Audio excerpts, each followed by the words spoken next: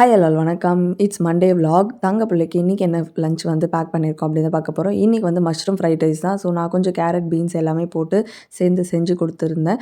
So நம்ம என்ன தான் யோசிச்சு மண்டே 2ஆக பொலந்து செஞ்சு கொடுத்தாலும் தங்க பிள்ளைக்கு வந்து காய்கறி போட்டிருக்கக்கூடாது, காரமாக இருக்கக்கூடாது, நிறைய ரெஸ்ட்ரிக்ஷன்ஸ் இருக்குது. ஃபைனலி எக்ஸ்ட்ரீமாக அவர் என்ன சொல்வார் அப்படின்னா, அம்மா நான் விரதம் இருக்கேன், நான் சாப்பிடல அப்படின்னு சொல்லிடுவார்.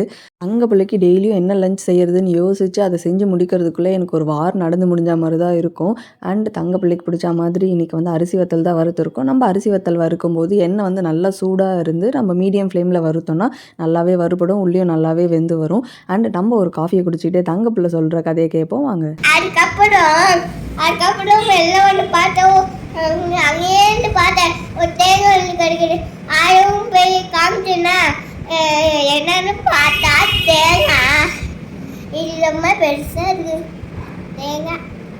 தேங்காய் கதையை கேட்டுக்கிட்டே தங்க பிள்ளைக்கு இன்றைக்கி நான் ஸ்நாக்ஸ் ரெடி பண்ணி வச்சுட்டேன். அண்ட் தங்க பிள்ளைக்கு ஸ்நாக்ஸ் வந்து மாம்பழமும், லஞ்சுக்கு வந்து அரிசி வத்தல் அண்ட் மஷ்ரூம் ஃப்ரைட் ரைஸ் தான்.